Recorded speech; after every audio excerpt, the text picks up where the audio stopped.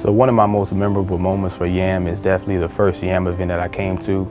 It was a financial literacy event for YAM. I remember it was like about 7 o'clock. Saw another guy, one of my good friends, Grant.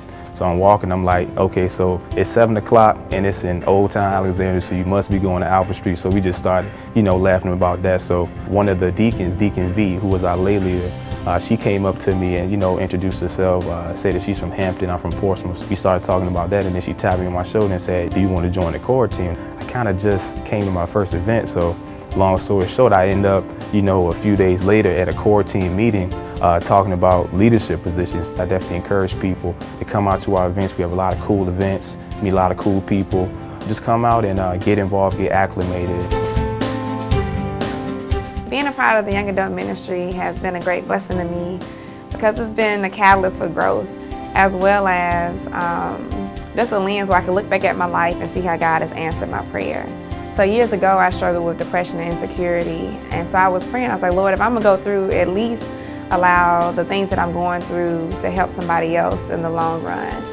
And so I came to Alfred Street, was able to get involved with YAM, and through Paint and Choose, I've been able to put my story on canvas and then share with other young adults so they can know, like, you're not the only one to experience various things, and if I can get through it, if God can bring me through it, He can bring you through it.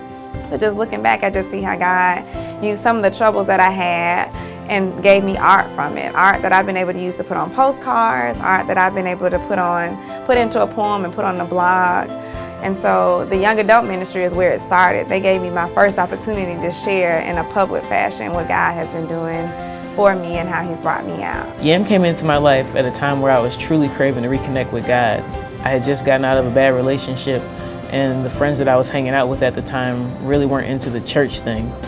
So I decided to attend the financial management workshop in November 2013, and that's where I met Deacon V, and she welcomed me in a way that only she could.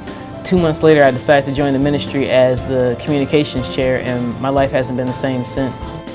It's just a blessing to be surrounded by people that understand your struggle and are just trying to get through this thing called life the same way you are. Two are better than one because they have a good return for their labor. If either of them falls down, one could help the other up. But pity anyone who falls and has no one to help them up.